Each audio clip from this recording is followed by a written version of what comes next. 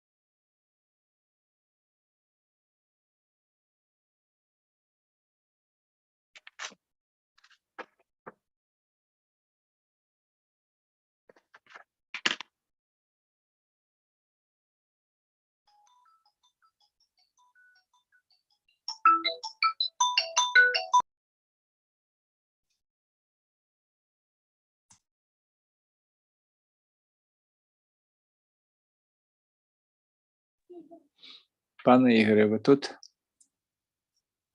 Так. Так. Можете мені на Viber що-небудь послати ще раз? Доброго дня всім. Доброго дня.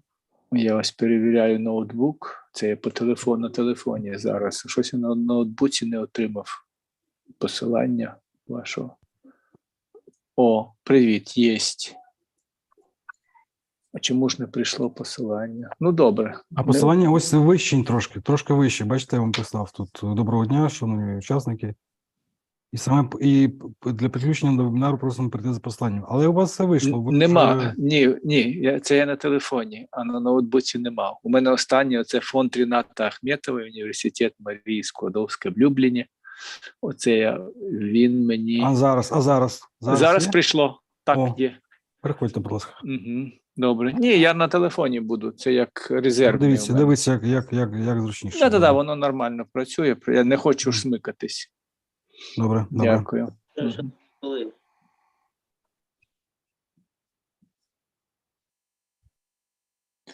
Техніка стояла без вжитку 3 місяці, то бачите, все налагоджувати треба.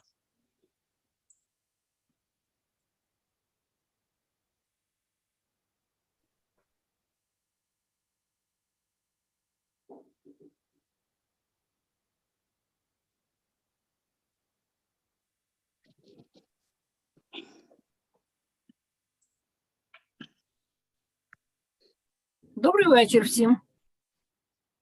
Добрий вечір. Добрий вечір. Добрий вечір.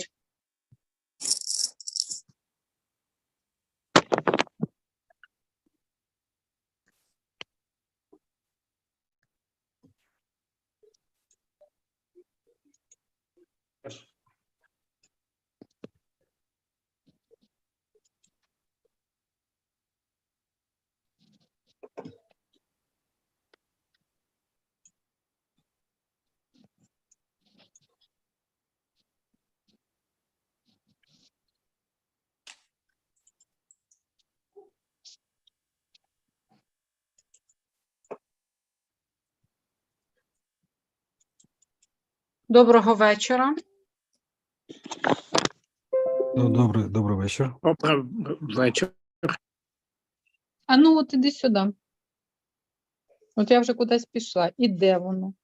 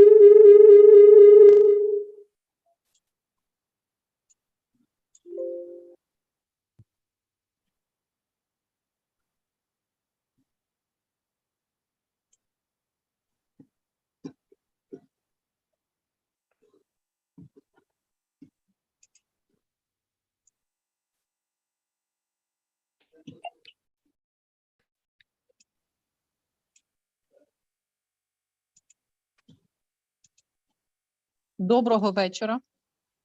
Доброго вечора. Добрий вечір. Доброго вечора. Доброго вечора. Доброго вечора. Доброго вечора. Stay with us.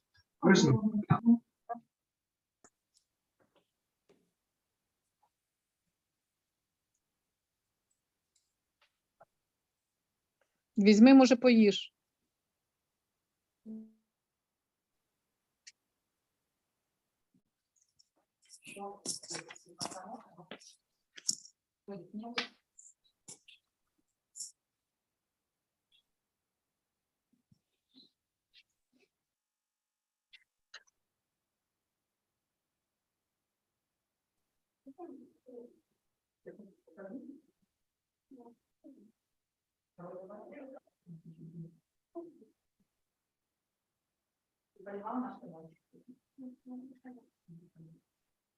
Добрий вечір. Добрий вечір. Доброго вечора.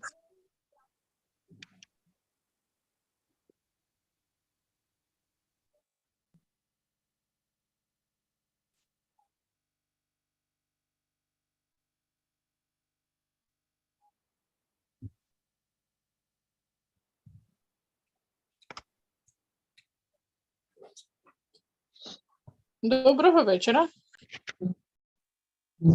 Добрий вечір, добрий вечір.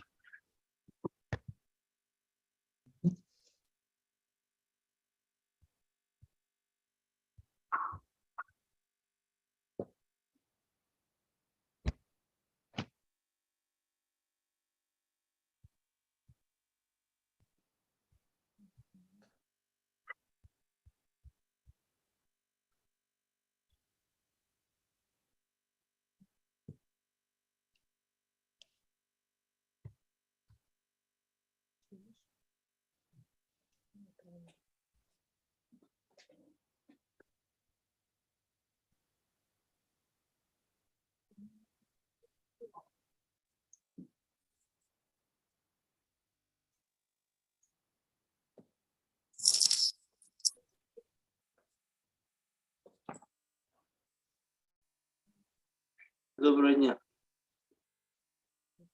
Раніше вечора.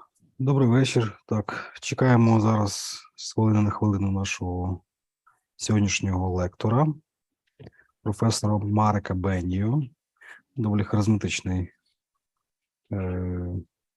професор. Зараз ми всі з вами познайомимося. Єдине, що просто його ще немає на зв'язку. Є. Вже є.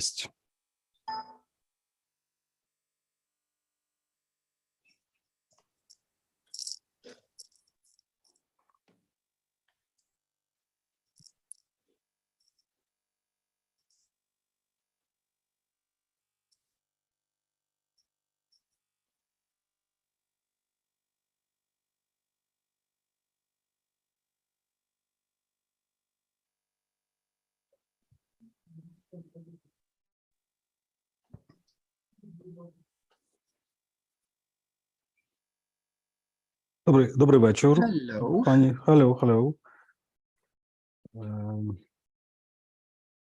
Good to see you. Good afternoon. Good afternoon, yeah. Okay, we can try. Start. Hi, Marek. Hello, Nikolai. Good to Hello. see you too. It's my pleasure. I'm very glad we are here together again. Okay, if we can start, I would like to cordially welcome you to this class on how to Ласкаво прошу. discourage. Yes, go ahead.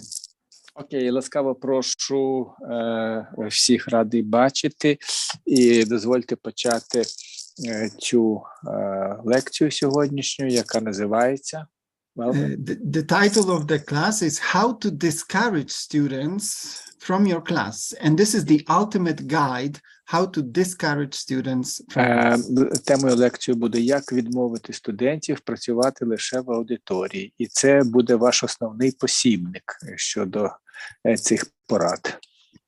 And of course, you understand this is a provocative title.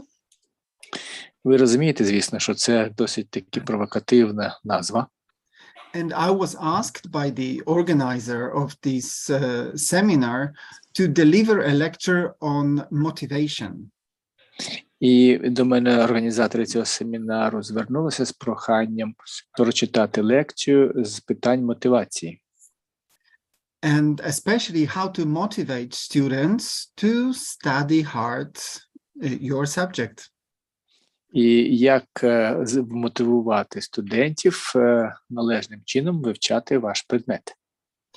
But I thought it would be best to show the mistakes that we all do as academic teachers. Втім, я вважаю, що всі ми, академічні викладачі, робимо помилки, і варто було б продемонструвати, які помилки ми робимо. And if we eradicate these mistakes, I am sure that our classes will improve and the students will gladly come to listen to us. Я впевнений в тому, що якщо ми знайдемо шляхи, щоб ліквідувати ці помилки, виправити їх, то це покращить рівень нашого викладацького мистецтва і дозволить студентам краще навчатися в аудиторії вашій. My name is Marek Benio. Мене звуть Марек Беньо, And I'm a dancer. і я танцюрист.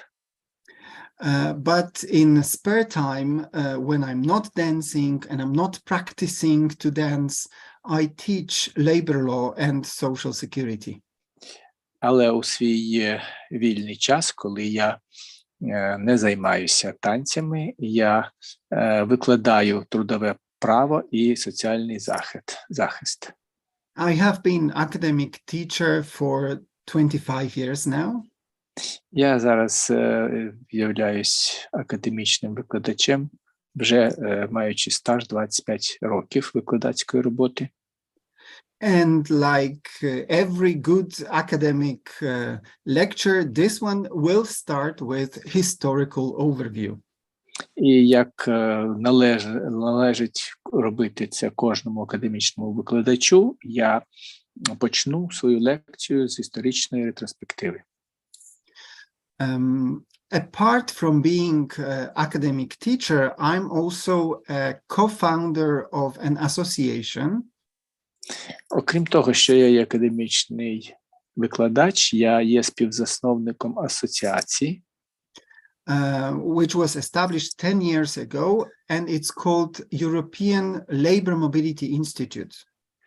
і ця асоціація була заснована 10 років назад, і вона називається Європейська асоціація з мобільності соціального захисту. And this is an association of natural persons who are experts and specialists in the posting of workers. І ця асоціація, вона складається з фізичних осіб, які спеціалізуються на призначеннях лекторів, тобто на посаду мається на увазі. So this is a temporary form of working abroad. Ці посади, йдеться мова про тимчасове відрядження за кордон. Every time a worker is crossing the internal border in the European Union, це звичайне заторкане питання перетину європейських кордонів. They cross the borders between different systems of labor law, social security, tax law.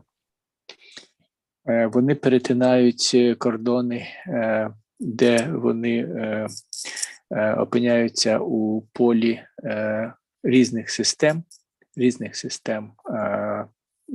трудового права, податкової системи та соціального захисту. So every time when they work for a Polish company, who delivers the service in Germany, France, or another member states of the European Union, you have to answer a few questions.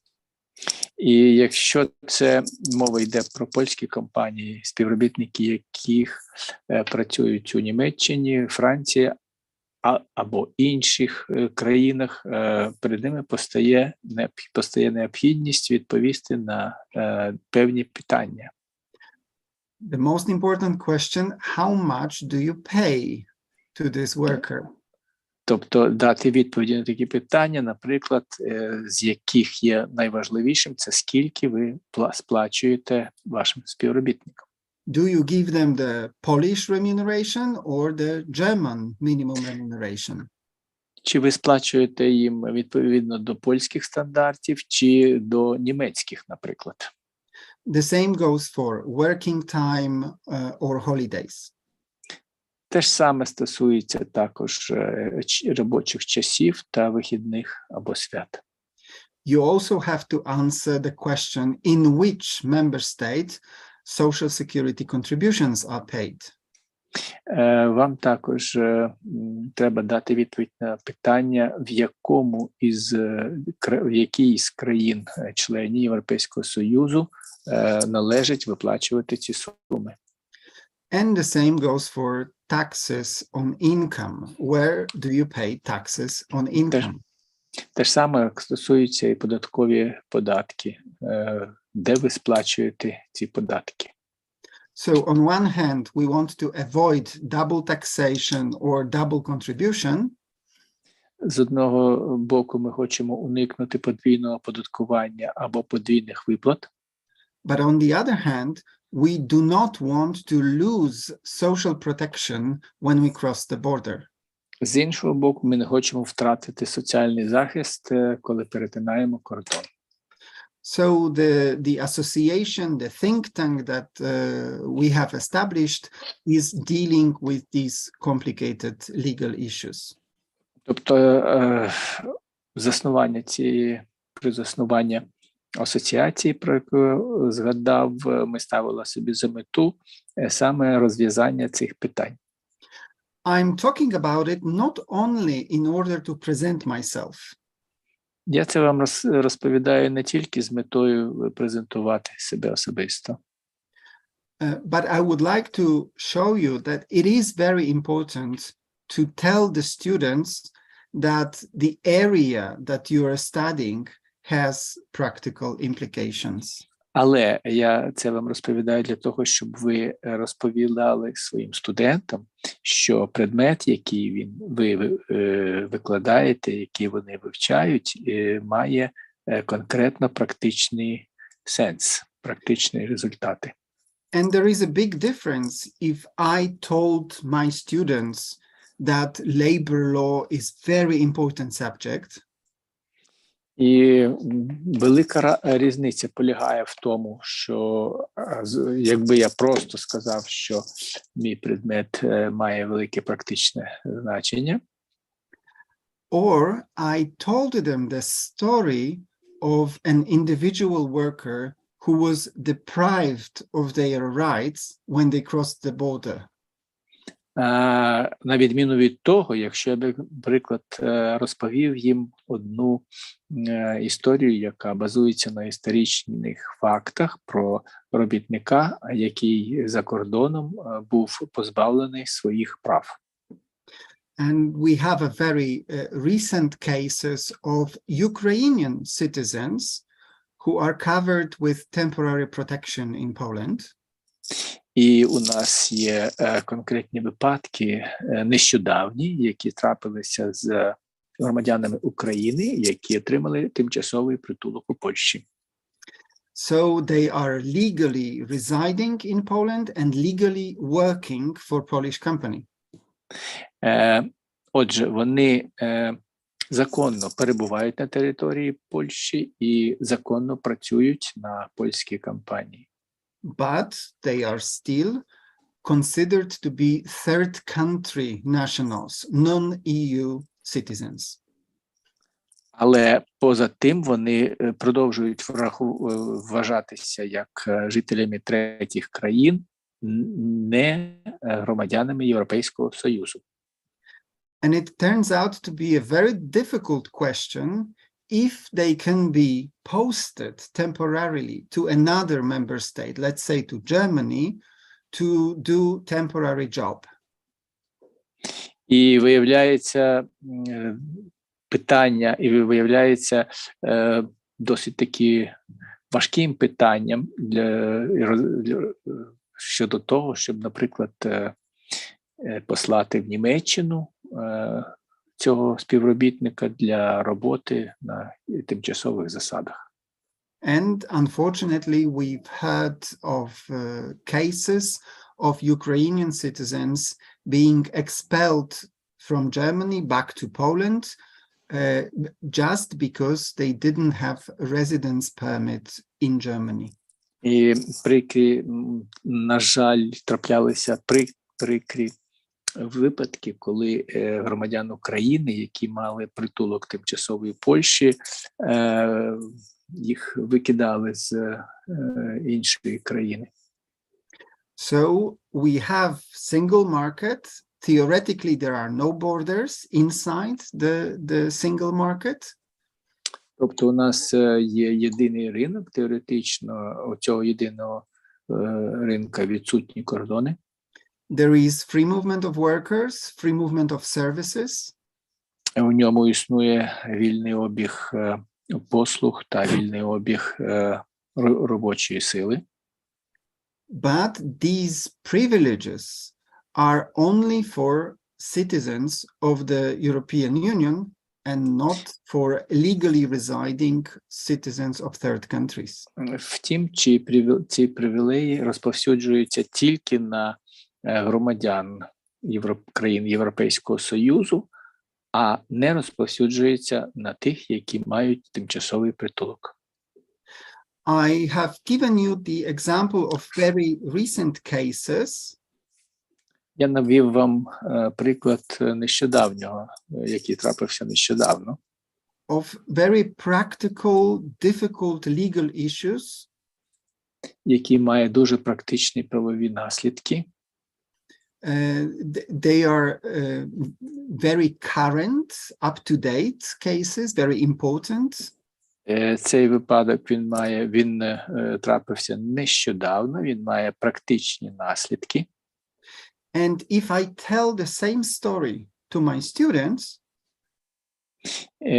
і якщо я розповім цю ж саму історію своїм студентам, I make them interested in the subject. Я зможу зацікавити їх в предметі. And they will be more willing to listen to the subject than if I started like this. І вони будуть набагато більше налаштовані вивчати предмет, про який є мова, порівняно з тим, якби я почав з таких слів. There are three types of labor contracts. Існує 3 типи трудових контрактів. There is unlimited type of contract. Є постійні контракти, Limited time of contract. контракти з обмеженим часом діяльності, And the contract for the period of try. і угода з випробувальним часом.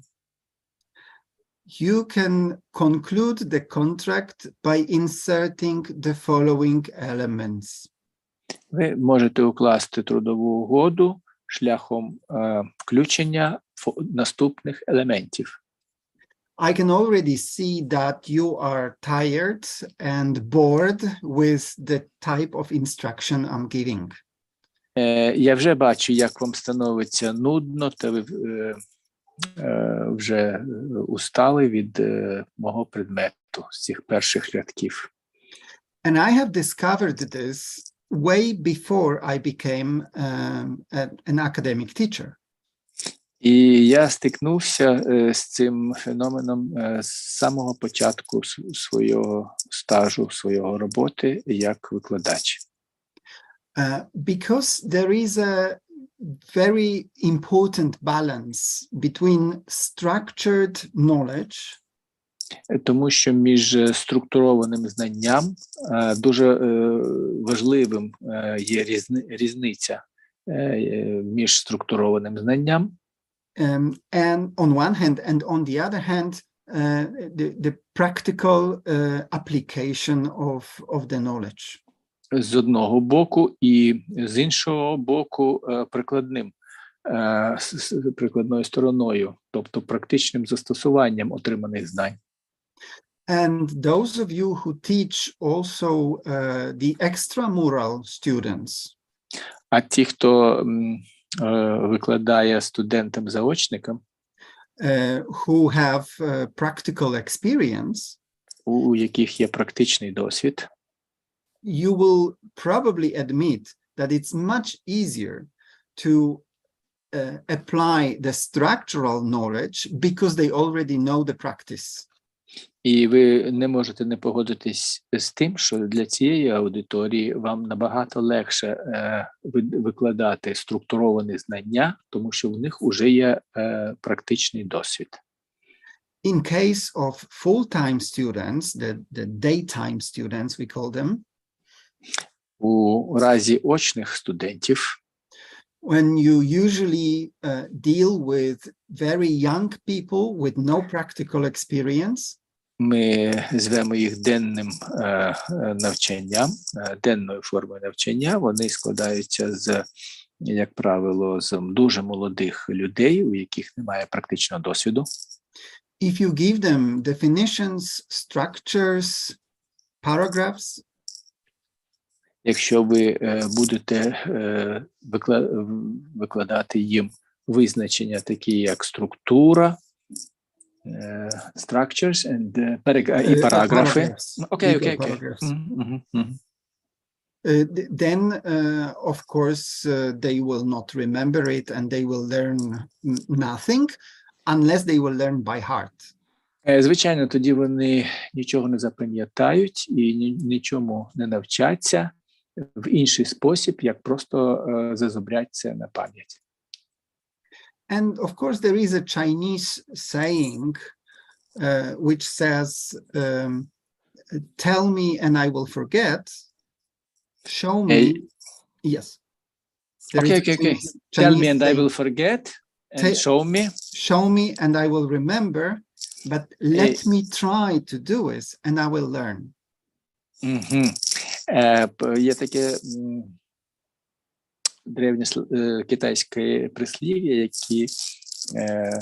яке звучить так: розкажи мені, я забуду, покажи мені, я запам'ятаю, або дозволь спробувати це, і я тоді зможу зробити це знову. And it's a simple rule, but it's very difficult to apply in the classroom. Це є дуже простим правилом, але у той же самий час досить важко це запровадити в аудиторії. Because for us, for the teachers, it's much easier to tell than to watch students do it themselves. Тому що для нас, як для викладачів, набагато легше вдається розповісти їм, аніж спостерігати, щоб вони це робили самостійно. And of course, I have learned it not from the Chinese handbook for teachers. І, звичайно ж, я навчився цьому не з китайського підручника для викладачів, but I have discovered it out of my laziness. Але я навчився цьому через те, що я ледащий. And here comes the historical overview of the topic. І тут настає час історичної перспективи предмету моєї лекції. Some 25 years ago, when I was running my first class as an academic teacher, Це трапилось 25 років тому, під час, коли я тільки починав свою кар'єру як академічний викладач. I have just graduated from the Jagiellonian University from law department. Я щойно випустився з юридичного факультету Ягелонського університету, And I became a young assistant і я став молодим асистентом at the Krakow University of Economics. у Краківському економічному університеті. And I was given only one classroom, one class, one course, which was called Social Security. І мені було надано один курс і один клас, де я викладав соціальний захист. And for the first 2 or 3 classes, I was preparing myself till the late night hours. Перші пару лекцій я сидів до ночі, готовлячись до наступних лекцій. I was scared and I had this trauma that the actors have before going on stage. Я був наляканий, і я переживав таку саму травму, як, наприклад, актор переживає під час виходу на сцену. Until mid-November, the first semester, І це тривало до середини листопада першого семестру. when I have a birthday. My birthday is 22nd November. До того часу, як трапився мій день народження. Мій день народження 22 листопада. And of course, there was a very nice birthday party І, the day before my lecture. І звичайно, що в день перед тим, як я мав читати лекцію, був дуже святковий вечір, був дуже веселий святковий вечір. I was responsible, but I was also very young. Я був відповідальною людиною, але в той же час я був дуже молодий. And this time, the young in me won with responsibility, and I didn't prepare for the class. І того часу моя молодість перемогла мою відповідальність, і я не підготувався до занять. And I was going to my work the day after my birthday with a big question mark. What shall I do? Наступного дня я прямував на роботу, і в голові був великий знак запитання, що ж робити.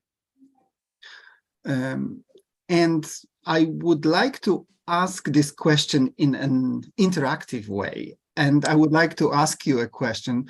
What does usually an academic teacher do when they are not prepared for the class?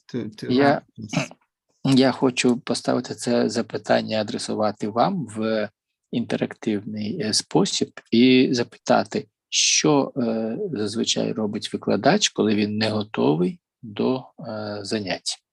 Дає контрольну. Конечно. Dziękuję, большое спасибо. Of course, дає контрольну. Звичайно, дає контрольну. So I thought I will be, for the first time in my academic career, I will be forced to announce the unexpected test. І я мав таке відчуття, що я вперше у своїй трудовій кар'єрі був змушений дати неплановий тест. But of course, I remembered my own reaction as a student. Half a year ago, I was a student, how I hated teachers who did this. У той же час у мене ще були свіжі спогади від мого студентства, бо минуло лише півроку з того часу, як я був сам студентом. Я згадав, як я ненавидів викладачів, які дають раптові тести. And of course, I don't want to be hated in the name of science. І, звичайно, я не хотів, щоб мене ненавидили в ім'я науки. So I've decided to improvise. Тобто я вирішив вдатися до імпровізації. And I recalled less traumatic ways to do improvised class that I remembered from England. І я згадав травматичний випадок у аудиторії, який трапився в Англії. I was privileged to study at Oxford University, and I was attending Oxford debates. Мені пощастило навчатися в Оксфордському університеті, і я брав участь в оксфордських дебатах. I think nowadays it's quite a popular method of teaching, and I'm sure many of you have heard of it. Вважаю, що це є станом на сьогодні досить таки ефективним методом навчання, і я впевнений, що багато з вас чули про нього. We will talk about this method in detail during our next meeting, so I will not go into details now. Наступні наші лекції ми розберемо це питання дуже докладно. Я не збираюся наразі занурюватися у деталі. But the day after my birthday, 25 years ago, I've decided to divide students into two groups and organize a spontaneous Oxford debate. Але 25 років тому я прийняв рішення розділити студентів на дві групи і запропонувати їм влаштувати ці оксфордські дебати. So the only thing I had to invent before entering the class was a good topic for a debate. І єдиним питанням залишалося до того, як я переступлю порог аудиторії, винайти тему, вдалу тему для цих дебатів. Because I'm a lawyer and my students study economics.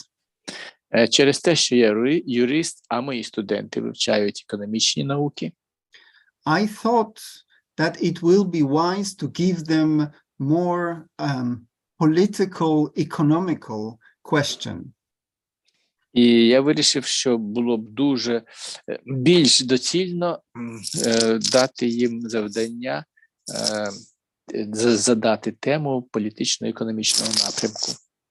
And the topic I've invented then was as follows. І темою, яку я тоді обрав, була наступна. This house believes that pension insurance should be voluntary.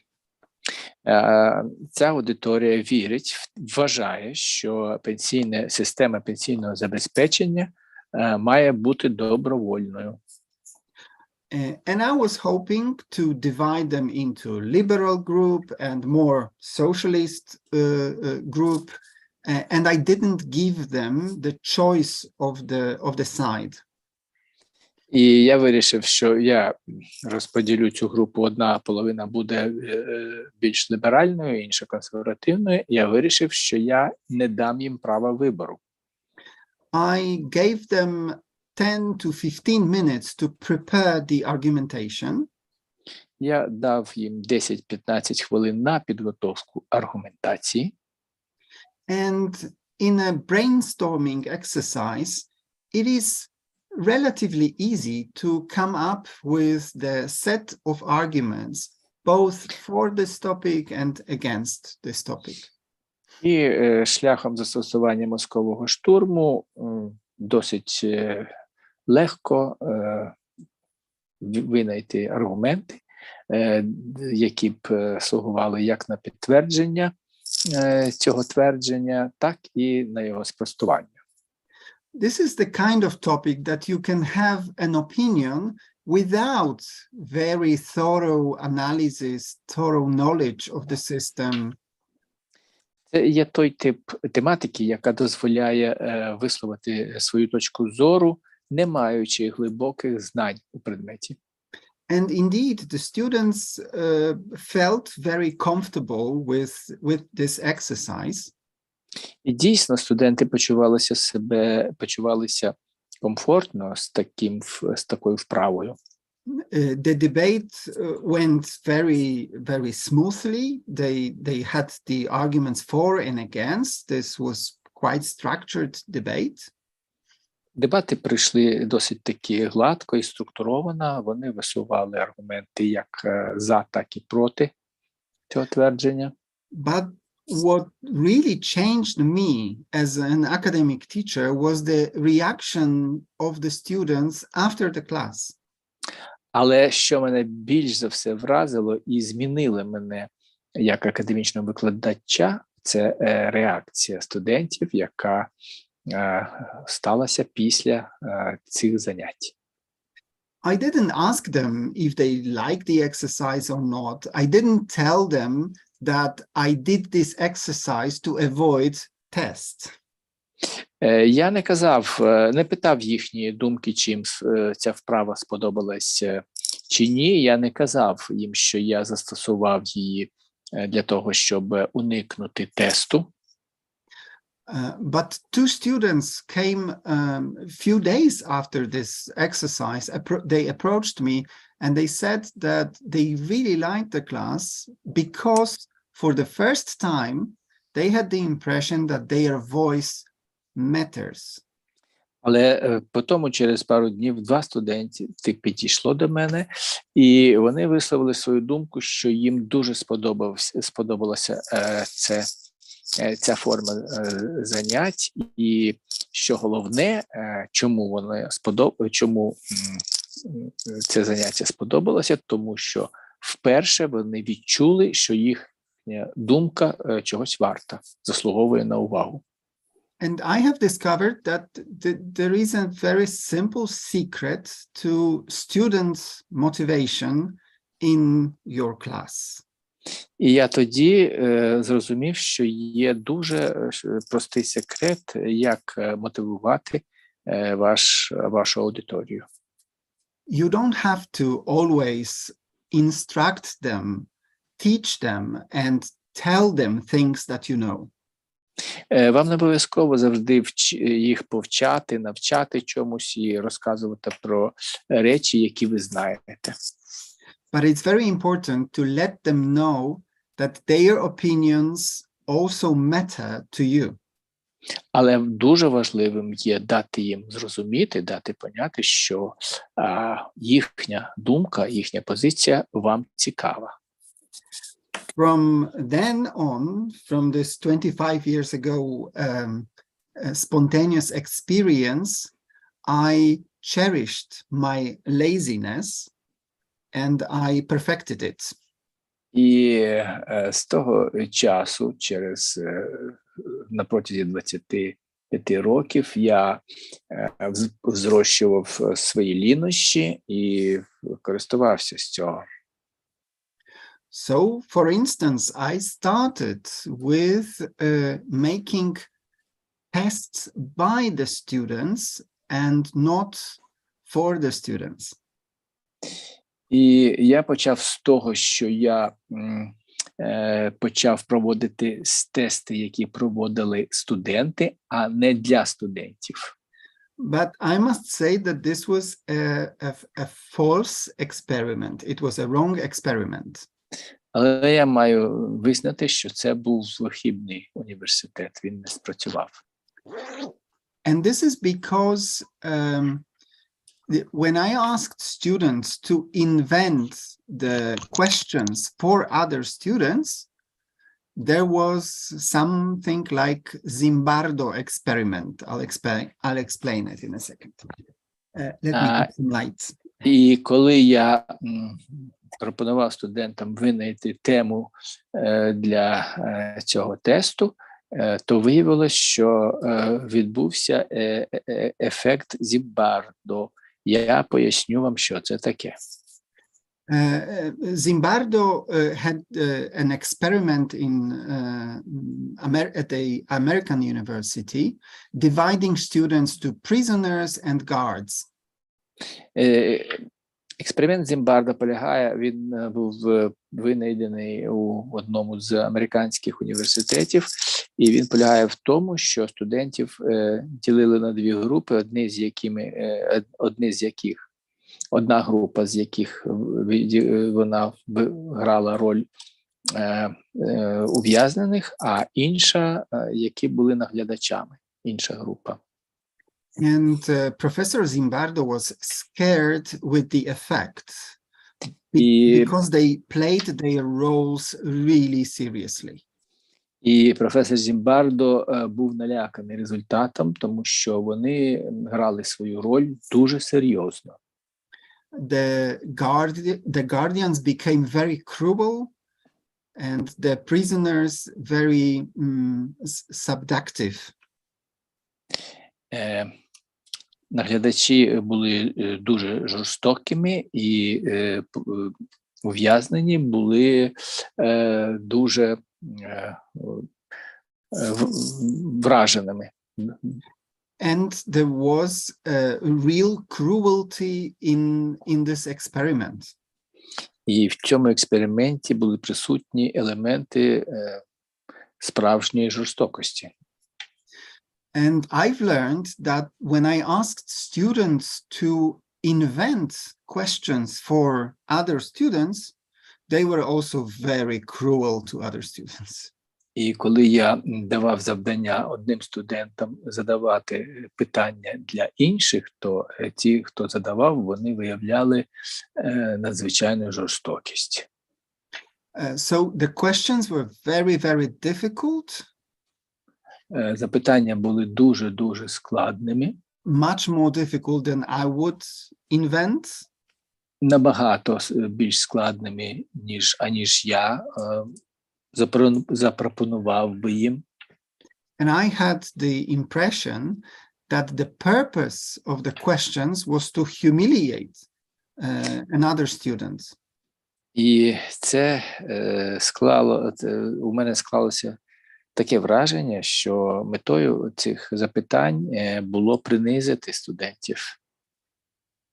And not to teach them anything or to test their knowledge. А не замість того, щоб навчити їх чомусь або проекзаменувати їхні знання. So I've decided to turn this failure into a success. Отже, я вирішив перетворити цю невдачу в успіх. And I have discussed with students how difficult it is for an academic teacher to create a decent test, a good test. І я обговорив зі студентами з метою навчити їх, як складати належний, добрий тест. And maybe they didn't feel empathy to other students, but at least they felt empathy towards me. Можливо, вони не відчували емпатії щодо інших студентів, але вони відчували емпатію щодо мене. Because they realized how difficult it is to invent 4 sentences, only one of which is true, and the 3 other must be probable. І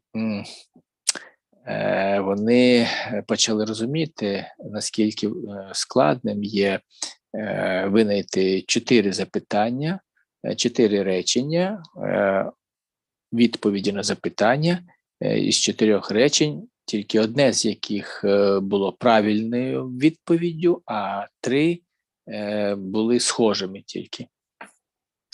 Unfortunately, at some universities, at some departments, it is still obligatory for the teacher to invent a multiple choice or single choice test.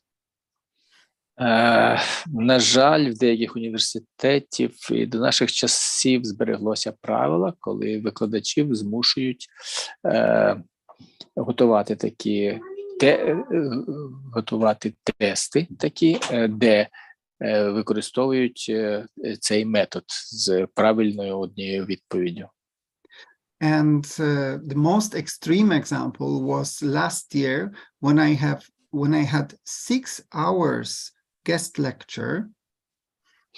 І найбільш вражаючим прикладом це була лекція минулого року, коли я на протязі 6 годин викладав. And after these 6 hours of lectures, the university asked me to prepare 20 questions with at least 3 sentences each.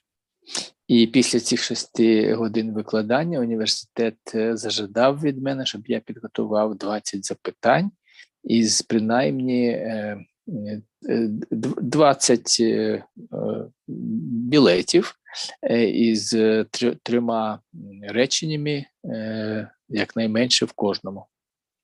This means that I had to invent 60 false sentences which sounds plausible. І це означає на практиці, що мені довелося, переді мною поставало завдання підготувати 60 неправильних речень з неправильними відповідями, які б звучало як правильні. And only 20 real true sentences. І тільки 20 з правильними відповідями. And all this on the basis of 6 hours lecture. І все це під час 6-часової лекції. It was like if I asked students almost for every sentence that we spoke in the class. Це означало, щоб я із студентами обговорював практично кожне речення, яке я викладав перед тим у класі. I must say I'm a very big enemy of testing and examining students. Мушу зізнатися, що я є великим ворогом тестування та екзаменування студентів.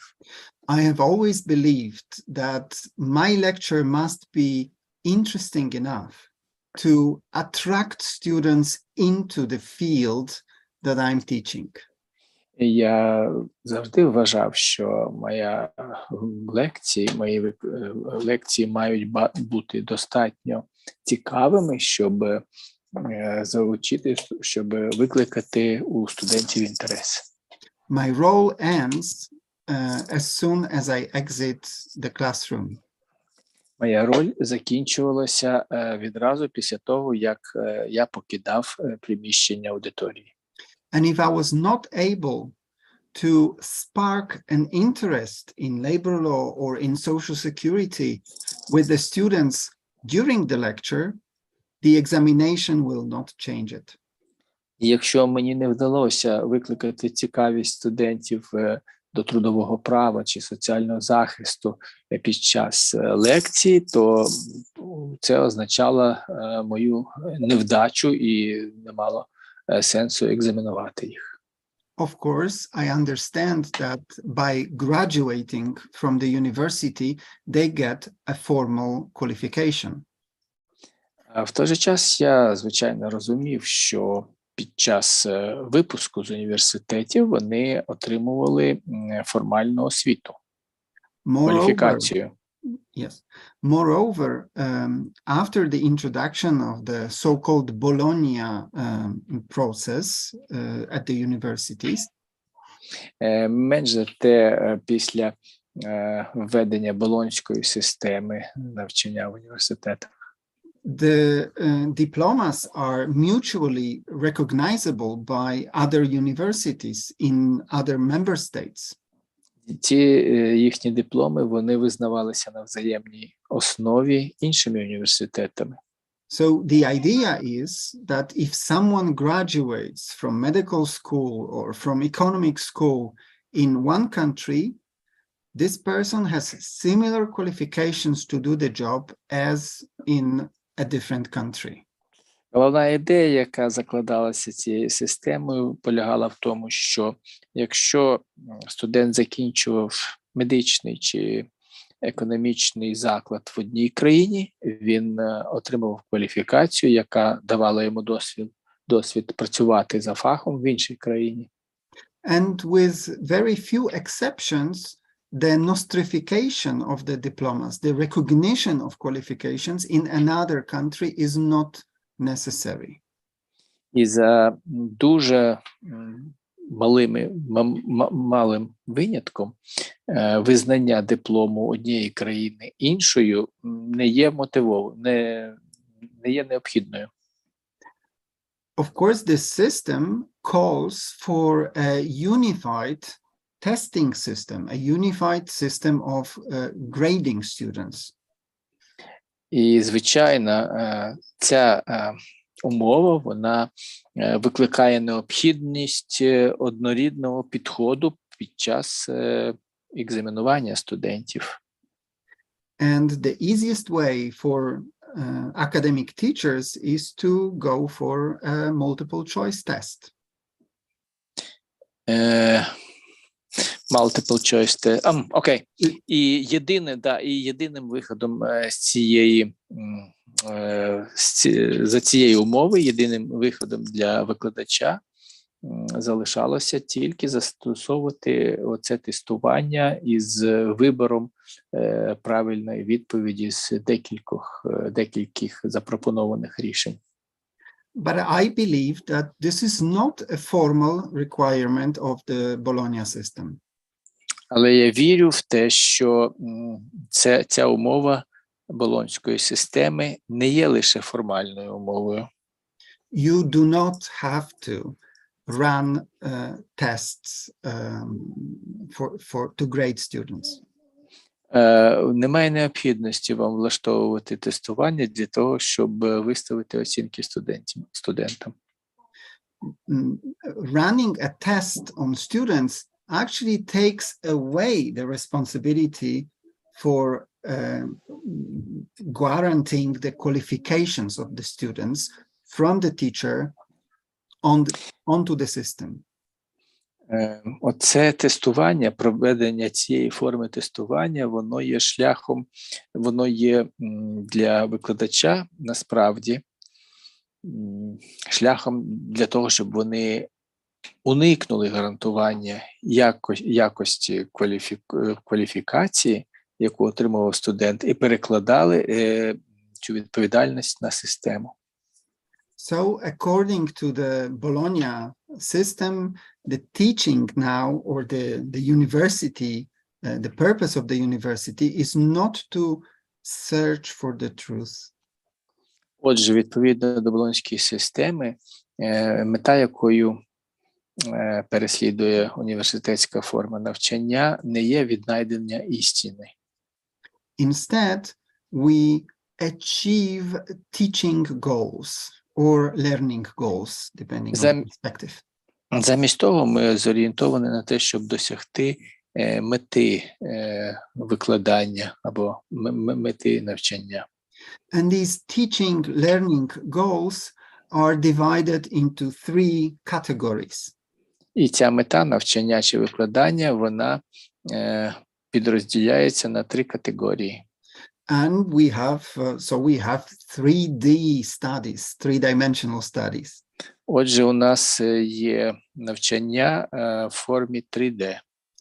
There is a dimension of knowledge. Є вимір знань. Dimension of skills. Вимір кваліфікації.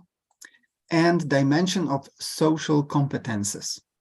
І вимір соціальної компетенції. And with the first dimension, I know how to cheat the system. І з першим виміром я знав, як обійти систему. And I tell the same story at the first lecture as I'm going to tell you now to my students. І під час першої лекції я розповів студентам таку саму історію, яку я зараз розповім вам. I will start the lecture with a test, with an entrance test. Я розпочну лекцію із вступного тесту. And I will give, let's say, 10 questions related to labor law. Я задам 10 питань, які стосуються трудового права. And if you, dear students, know the correct answer, І якщо ви, мої любі студенти, знаєте правильну відповідь, do not indicate it. не виявляйте цього. You should take the wrong answer or refrain from answering the question. Вам слід або поставити галочку напроти неправильної відповіді, або взагалі утриматися від відповіді. And I will display these questions on the screen. І я вивів ці запитання на екран. And yes, you can take pictures.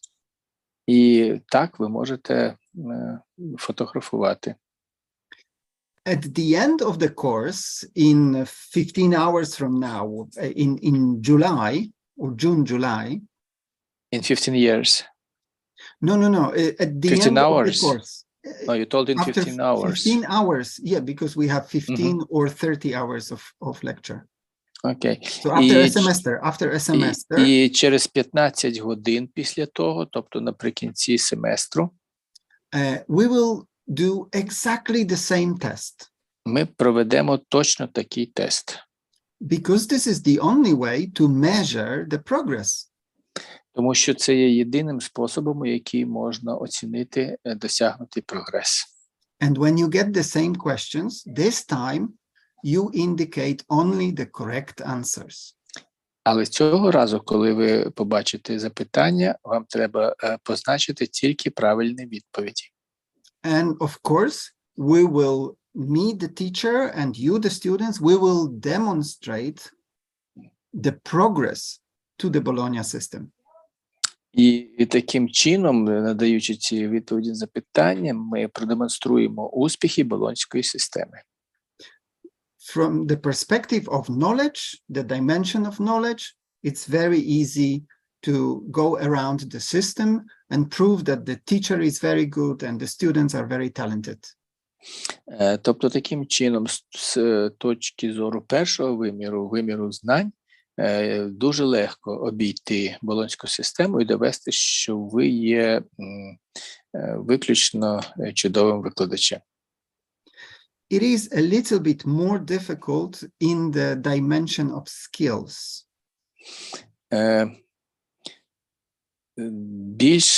Більш складним є питання щодо виміру майстерності.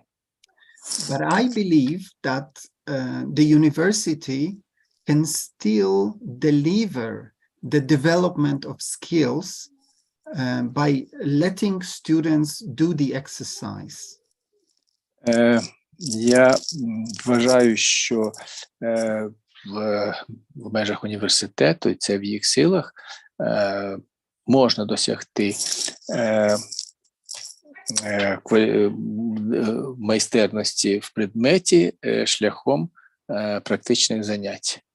And frankly speaking, this is what I'm trying to do for most of the time of my teaching time. І оце, що стосується майстерності чи навичок практичних, це ця форма навчання, це є тим, чому я присвячую більшість часу свого як викладач. So with my subjects, I teach students or I let students write the labor contract. Just write the draft of the labor contract. Під час своїх занять я навчаю студентів, як правильно складати трудові угоди. Or even more difficult, how to formulate termination notice, the notice to terminate contract. Або навіть, що є більш складним, це як складати документ про припинення, про закінчення угоди. Or how to create schedule of working hours for group of workers. Або як складати графік роботи для групи працівників. and you have only labor code at your disposal to do this. You don't have any ready templates. І у вас немає шаблонів, ви користуєтесь, у вас в вашому розпорядженні є тільки кодекс закону про працю. I also try to discuss more difficult issues like equal treatment at work. Я навіть намагаюся викладати і вчити їх ще більш складним питанням, це як справедливо розподіляти роботу. Or mobbing or sexual harassment in the place of work. Або такі питання, як сексуальні домагання, або цькування під час на робочому місці. These topics are also regulated in the labor code, but they are very good for discussions or debates. They are very good meta for discussion and debate. Ці питання, вони дуже добре сформульовані у трудовому праві, але вони є дуже вдалим прикладом, на якому можна побудувати дискусію. And of course, you cannot measure this with a test. You can only assess the progress in skills when you see that students understand these difficult issues. І, звичайно, просто тестами ви не можете оцінити ступінь знання студента, а це можна досягти тільки, тобто навички у професії можна досягти тільки от такими практичною роботою. Probably the most difficult dimension of the teaching learning process is social competences and how to assess progress in social competences. Я не помилюся, якщо скажу, що найбільш складним питанням це є під час викладання предмету, це є питання щодо виміру соціальної кваліфікації. When they have introduced the Bologna process some 15 years ago at our university, I didn't understand what social competences really are. Коли 15 років болонська система тільки почала запроваджуватися в нашому університеті, я не мав уявлення про те, що ж собою насправді являє соціальна кваліфікація. And I looked up in a dictionary. Я звернувся до словника. And I've read that social competences is the way that you use knowledge and skills in your everyday life. І я знайшов там визначення, що соціальна кваліфікація – це є той спосіб, в який ви застосовуєте ваші знання і навички у повсякденному житті. So how do I assess it with the students who are not working yet? І як мені оцінити це, якщо у нас, наприклад, студенти, які ще не мають досвіду праці? Because I have to know not only that they know what to do and can do this, so they have knowledge and skills. Мені треба зрозуміти, що вони не тільки знають, як і можуть це зробити, що стосується їх знань та навичок. But I have to assess them on the basis of the question, do they do this?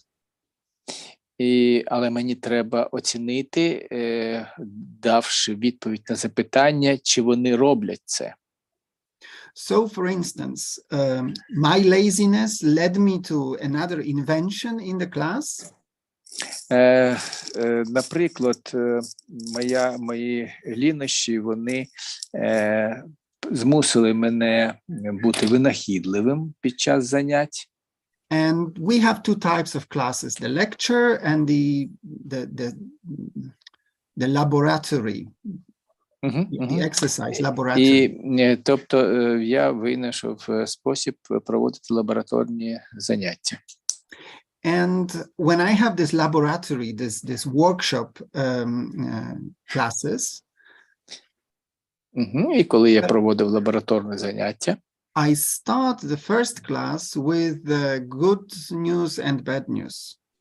і перше своє заняття я розпочав з того, що я розповів добрі новини і погані новини.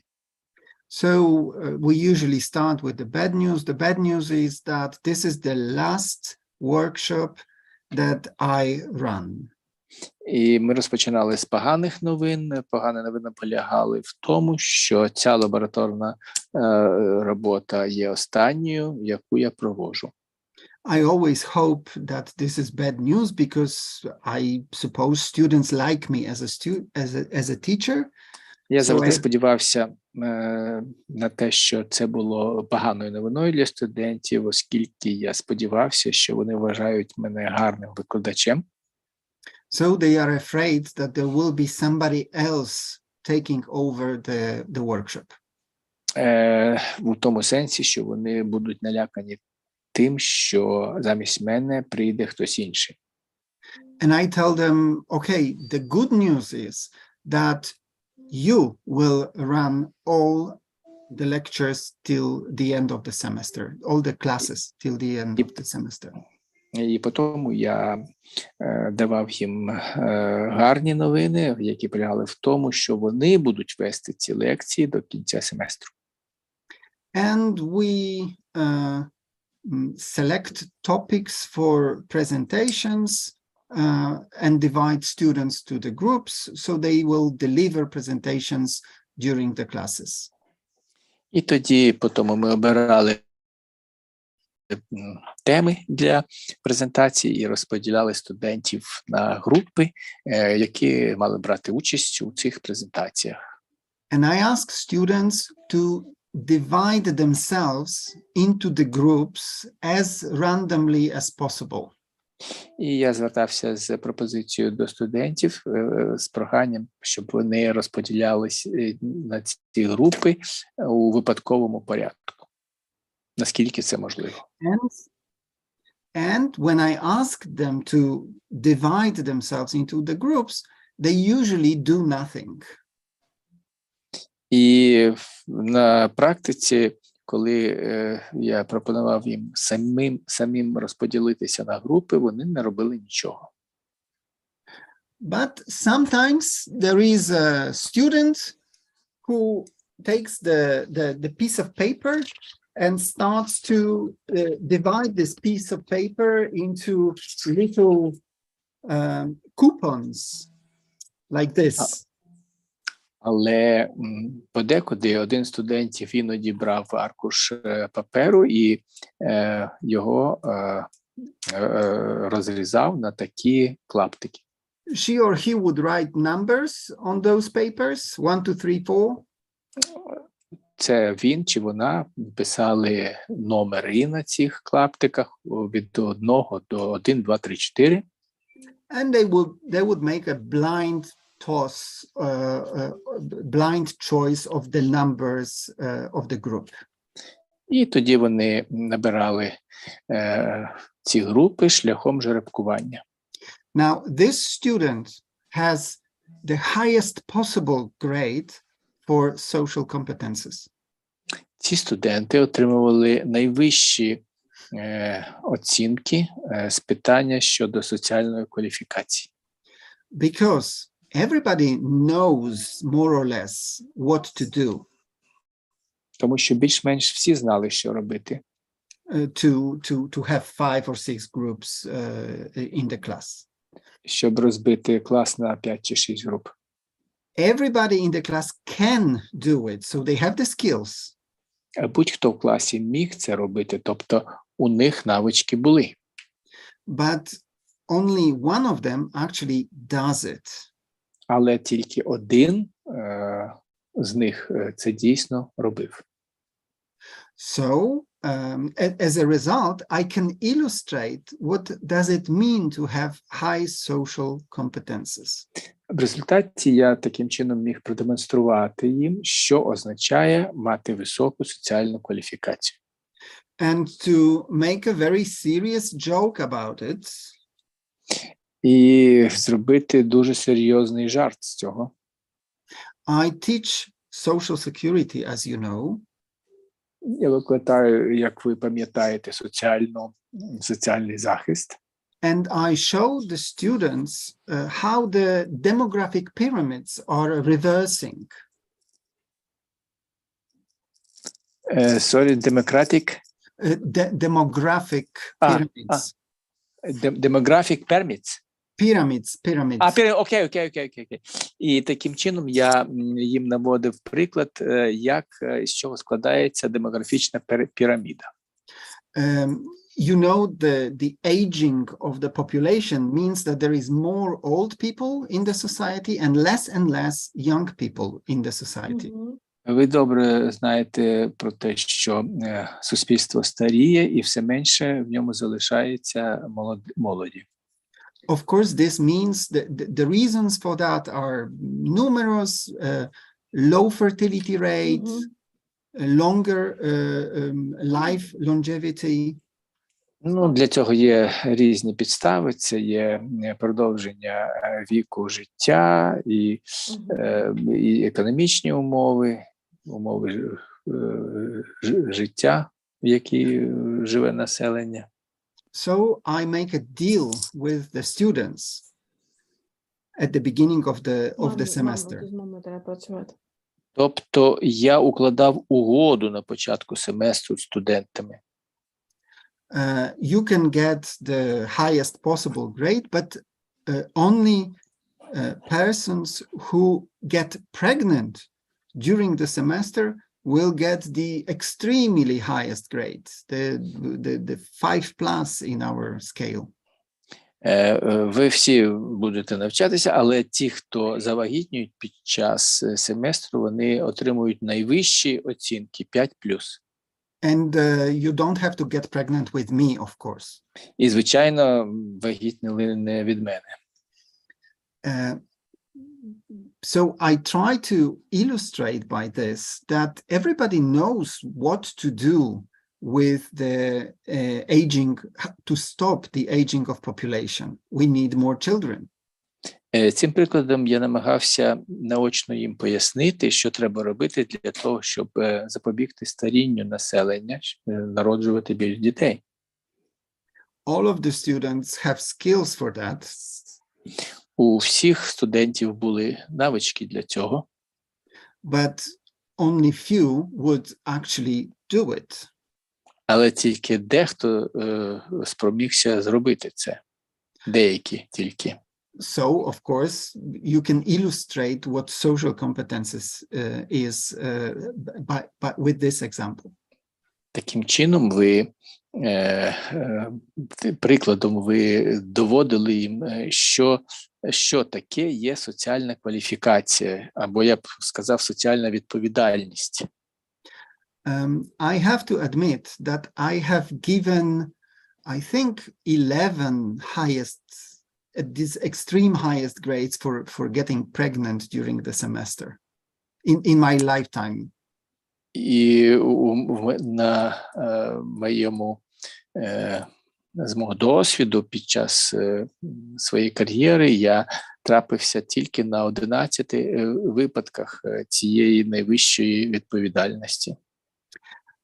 But for the last 5 years, I stopped giving these highest grades for pregnancy.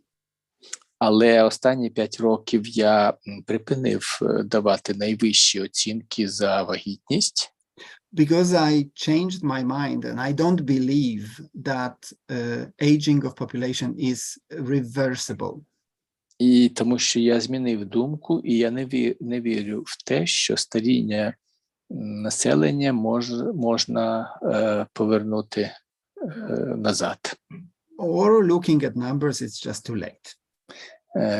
Тобто, що це не можна зробити зворотнім процесом, або, принаймні, оця кількість випадків означає, що зараз вже занадто пізно для цього. Last example I would like to give you to cherish the student's opinion is my recent invention, which I call reverse examination. І останній приклад я хочу навести, в якому я намагався якомога більше студентам улестити їх щодо того, що їхній голос багато чого важить. Це так званий зворотній екзамен. At the first lecture, we are supposed to explain to the students what are the conditions of passing the course. Під час першого заняття студентам я намагався розповісти, які умови є для того, щоб скласти курс. And being a little bit tired of examinations and written presentations and oral presentations of the students, I asked them once. І через те, що я вже стомився від того, щоб давати їм усні чи письмові завдання екзаменаційні, я звернувся до них з одним питанням. I said, okay, let's negotiate. What would you like to do in order to get the highest grade by the end of the semester? Давайте укладемо угоду, давайте обговоримо з вами питання, що б ви хотіли, що б ви бажали для себе необхідно зробити для того, щоб отримати найвищі оцінки на випускних екзаменах. And because our meeting is online meeting, I will not tire you with the question, what do you think is the most common answer to this proposal? Через те, що у нас обмежений час у нашій лекції, я не буду стомлювати вас запитаннями, що ви вважаєте було найбільш розповсюдженою відповіді на це запитання. Every time I ask this question, there is a student who will answer, okay, can we just be present at the lecture? Кожного разу більшість студентів, які відповідали на це питання, що необхідно робити, щоб отримати найвищу оцінку під час випускних екзаменів, вони запитували, добре, чи ми можемо просто бути присутніми на лекціях? Yeah, we just sign the list and we will be quiet and we will sit here. Ми розпишемося у відомості, і ми будемо тихо себе поводити, просто бути присутніми в аудиторії. And a couple of years ago, I was a little bit angry hearing this answer, and I said, okay, let's do it. І через декілька років я був роздратований цими одноманітними відповідями, пропозиціями, і я сказав, добре, давайте це зробимо. And I sat down during the first lecture, and I shut my mouth for 15 long seconds. І на першій же лекції я сів мовчки в аудиторії, і я тримав пельку закритою на протязі 15 секунд. They were really scared because they thought that I am furious, and that's why I'm not saying anything. Вони були дуже налякані через те, що вони вважали, що я дуже розлючений і не хочу з ними говорити. They were sure they offended me. Вони були впевнені в тому, що вони мене образили. And then I opened my mouth and I said, oh, you expect me to say something during the lecture. І тоді я розкривав рота і казав, ви, мабуть, очікуєте щось почути від мене на цій лекції? And I'm not going to, because our agreement is that we will only be here. Але я не збираюся цього робити, оскільки угода полягала в тому, що ми домовилися просто бути присутніми. And actually, do you need also my presence in the class to get the grade? І по тому, чи дійсно необхідно, щоб я теж був присутнім з вами на заняттях, щоб ви потім отримали оцінки.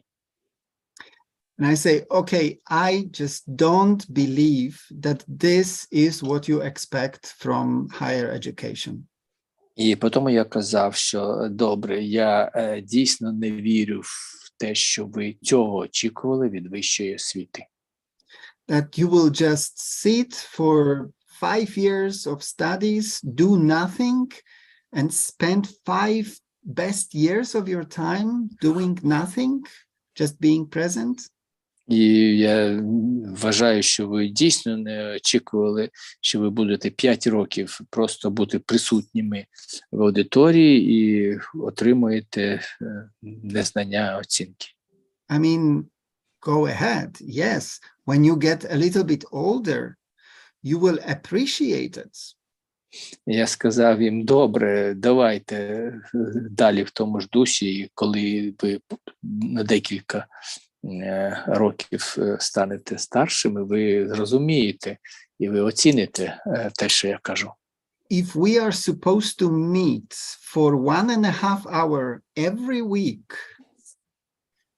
Якщо ми збираємося зустрічатися на протязі півтори години кожного тижня, and we are not talking to each other, but we just are there, і ми не будемо навіть спілкуватися, а просто будемо присутніми, then some people will pay for it, and it's called yoga. і тоді деякі люди поплатяться за це, і це зветься йога. And I know why you propose the presence as the form of examination. І я не вважаю, що ви вважаєте, що присутність – це є формою екзамена. It's probably because you have very bad experience throughout your student life with the examination process. Це, мабуть, через те, що з вашого досвіду навчання протягом декількох років у вас був дуже поганий досвід складання іспитів. It's always very stressful. Це екзамен завжди є стресом, And it's not pleasant. і це неприємно. And it's because you assume that I will use all my superpowers by the end of the semester. І, мабуть, це трапляється через ваше припущення, що я докладу усіх зусиль на екзамені Only for one purpose, to prove to you that all my efforts were useless. тільки з однією метою, щоб довести вам, що всі мої зусилля були марними. That despite of my talents, my knowledge as a teacher, you are my personal failure. Що незважаючи на мій досвід, на мою кваліфікацію як викладача, ви є моєю персональною невдачею. And has it ever crossed your mind that we actually might be on the same side of the game? А вам ніколи не спадало на думку, що ми фактично граємо в одній команді? That your high grades from my course actually tell a lot about how good a teacher I was. Не спадало вам на думку, що ваші високі оцінки з мого курсу, який я викладаю, є свідченням мого персонального успіху як викладача? So, and probably you remember this from your class. Можливо, ви також пам'ятаєте це з свого досвіду у вашій аудиторії. When in the primary school there was a test and 90% of students failed and only 10% passed, whose fault was this? Коли в початковій школі у вас було тестування і 90% учнів провалили його, і тільки 10 це випробування пройшли успішно, то чия це була провина? The parents will always blame the teacher. They will say it's a lousy teacher. They didn't teach them anything. Батьки завжди перекладають відповідальність і звинувачують у цьому викладачів. Вони кажуть, що це були погані вчителі, які не могли навчити їхніх дітей. But if the result is upside down, 10% get bad grades but pass, and 90% gets highest grade, it's the achievement of the brilliant students. Але якщо результати були б зворотніми, наприклад, 10% провалили тест, а 90% успішно і його склали, то реакція була б зворотньою. Це було б досягнення талановитих дітей. So I tell my students, I will take away the fear of the examination. Отже, я тоді казав студентам, що я позбавлю вас страху перед екзаменами. And let's make this deal. І давайте укладемо з вами таку угоду. Only during your presence in the class, because you've agreed to be present, Тільки під час вашої присутності в аудиторії, адже ви погодилися на те, що ви будете присутніми, you can ask me any question related to labor law. ви можете задавати мені будь-яке запитання стосовно трудового права. And if I know the answer out of the top of my head, the student gets the satisfactory grade.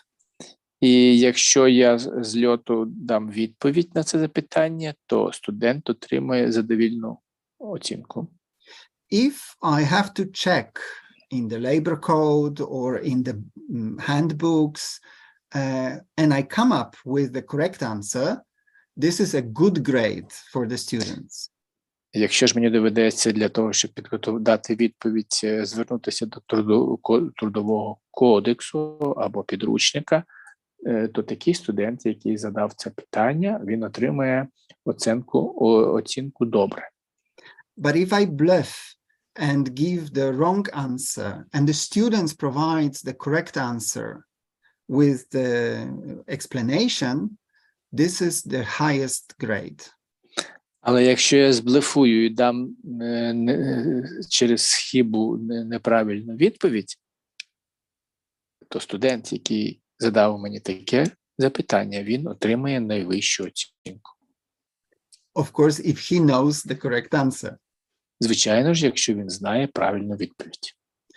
And I must say that I never had so many students preparing from one lecture to another lecture only with one purpose, to outcome me.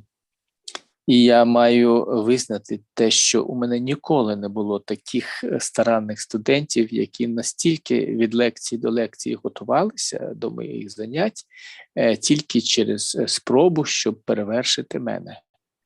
And they go through very difficult cases because they know that if they build a question based on labor code, I might know the answer. І вони вдавалися до вивчення дуже складних справ, тому що вони добре знали, що якщо вони зададуть мені питання з трудового кодексу, що я можу знати відповідь.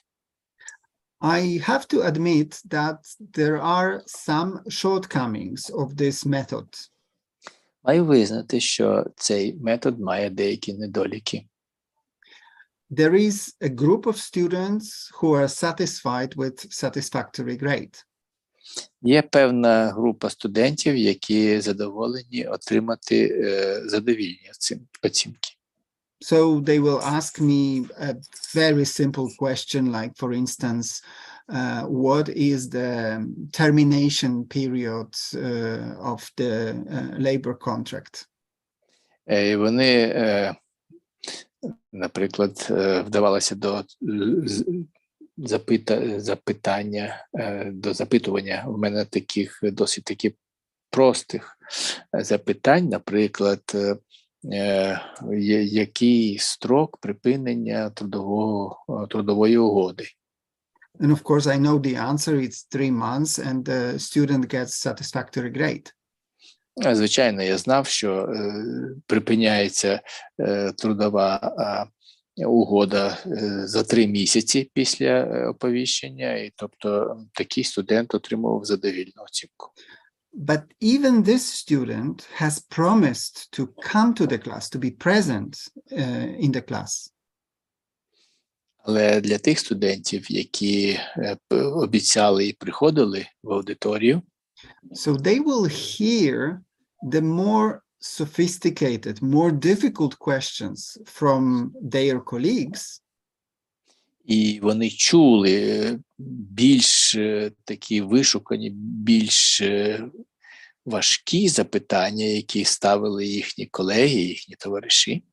And they will watch this class as they watch the football game, as a competition.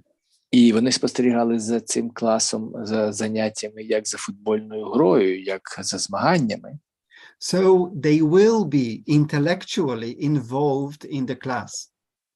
І вони інтелектуально теж були залучені до процесу заняття в аудиторії.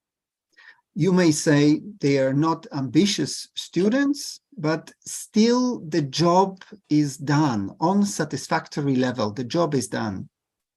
Ви можете сказати, що то були неамбіційні студенти, але все ж таки робота на певному рівні була зроблена. Unfortunately, there is a group of students, and it's a still very small but growing number of students who wouldn't ask the question throughout the semester.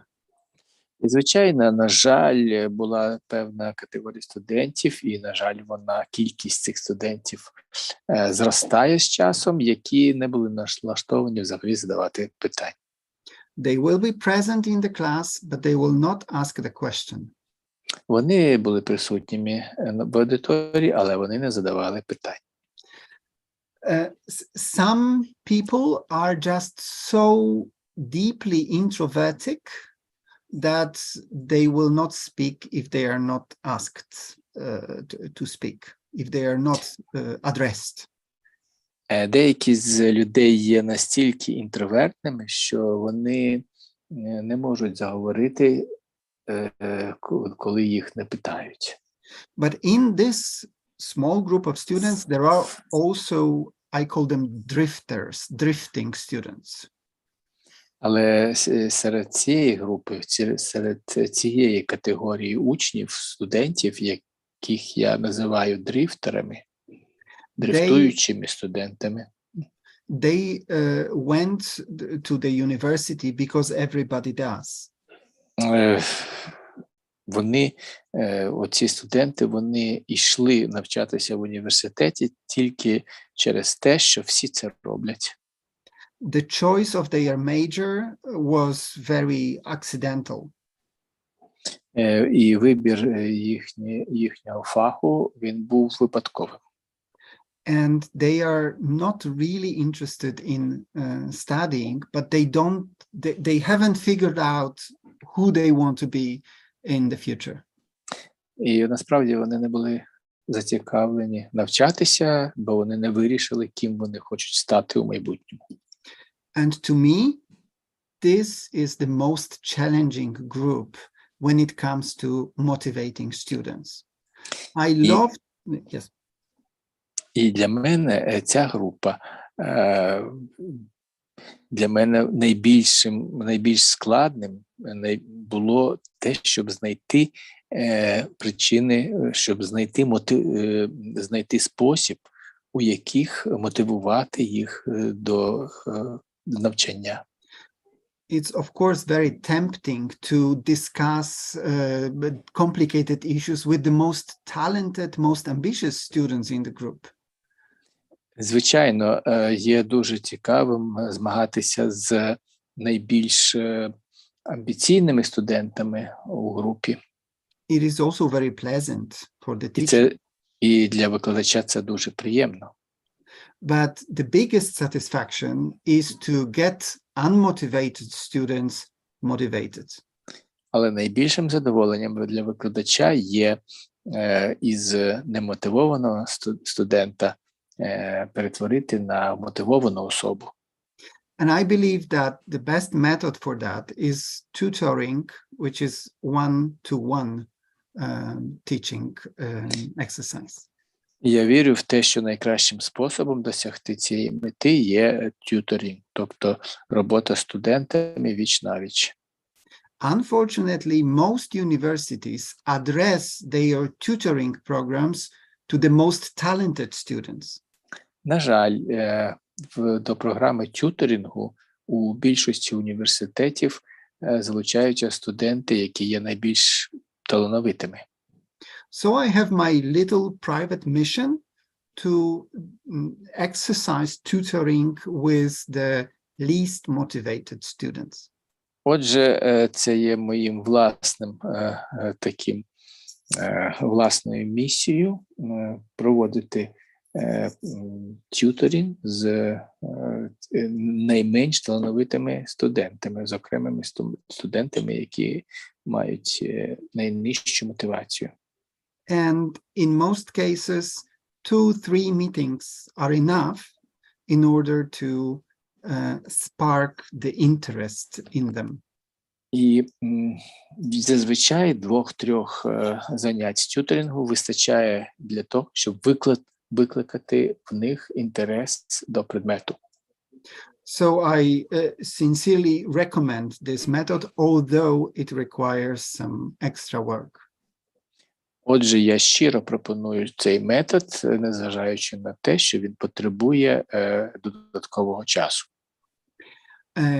I think we passed the time of our lecture, so let me take this topic up at the beginning of our next meeting, and then I will smoothly go to Oxford debate and discuss this with you. And we will have also questions and answers session during this second meeting. Мені здається, що ми вже вичерпали свій час, і отже, давайте плавно перейдемо до цієї теми на наступній сесії.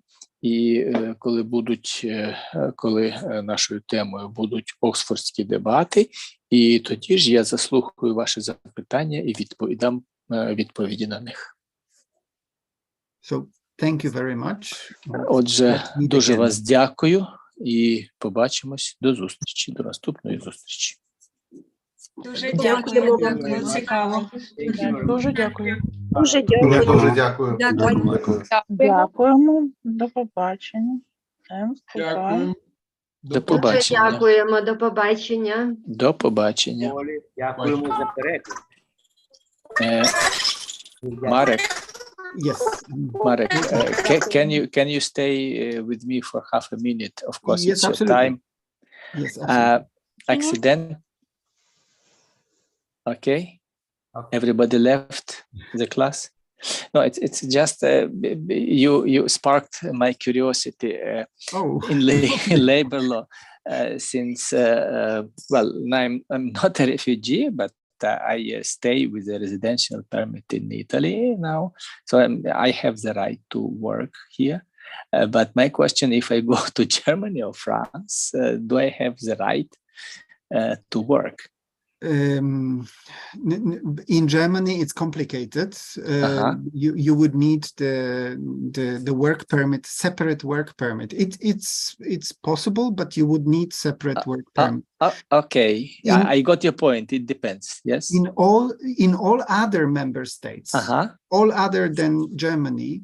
Yes. As Ukrainian citizens, you enjoy the visa-free mobility. Up to 90 days, if you have biometrical passport, up to 90 days, within 180 days, you are free to move and also to get a job.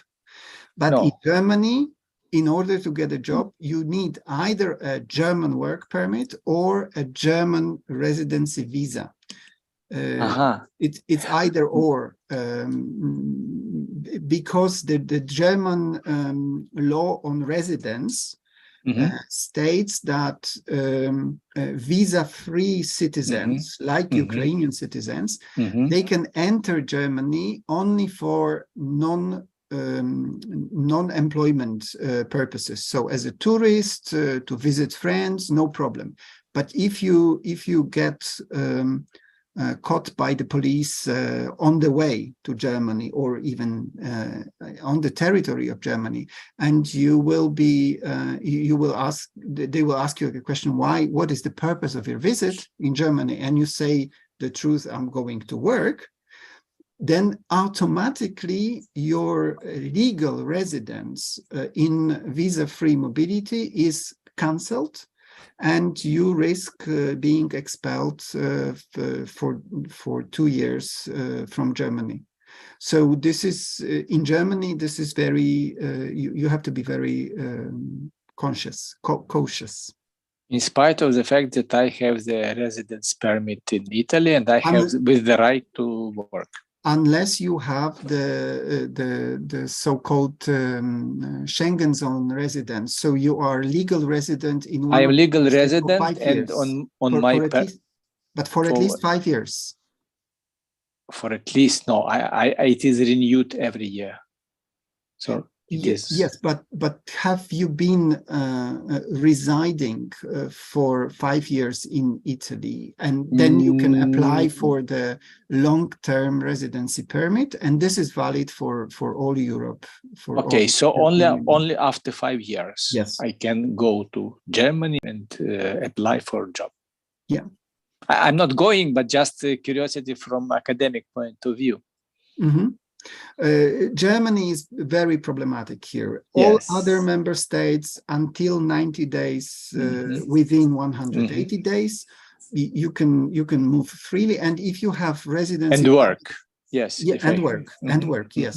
If you have residency permit in Italy, for instance, the stay in Italy, the period of your stay in Italy does not count to this 90 days. So you are treated as if you were in Ukraine, at home. Yeah. So this is how it works. Thank you so much, Marek, and excuse for taking extra time from your lecture. No, but I'm very glad that what I do. My excuse that I'm not going actually to take advantage of going abroad from Italy to seek for employment in Germany, and it was purely academic. So but why not taking the advantage of the privileges? Actually, I believe that the work permit and the whole idea of being illegal person, illegal resident or illegal worker is it's so unhuman. It's so strange to me. But at the same time, I understand that all the governments want to preserve the labor market or want to give the priority to their own citizens when it comes to access to the labor market. So it's, on one hand, it's understandable that you need the special document, that there is some level of regulation needed, because otherwise always the cheaper worker would displace the more expensive local workers. This would always be, or almost always be the case. So this is why the work permit is still in use in most of the countries in the world. Yeah. Okay, and the last that, just my, maybe I'm wrong, but if I remember well, one of the first supporter of mobility of labor and the people at all was Genghis Khan, because he believed sincerely that all the wars are sparkled by the adversaries, by ambiguity, by of local leaders, of their ambitions, that they would push people to fight for their benefits. And if there is one master and the world is a single community which only subordinate to this one leader, then there is no way for corruption, for enmity, for and the reason to fight and to Well, fight. the and recent kill one recent another. history teaches us that he was wrong. But it's in economy. It's the difference between monopoly and Right. competition and competition. Right. So on political grounds, he was against competition and He was for mistaken. monopoly. He was a Well, dreamer. from his point of dreamer. view, he was not Yeah. mistaken. Yeah. He wanted it all for himself, and he was very effective. He was fighting corruption, and he Yes. was a dreamer, philosopher. Okay, thank you, Marek, very much indeed. Well, thank it you was very a much pleasure. for talking. Yeah, Thank you, And, Marek.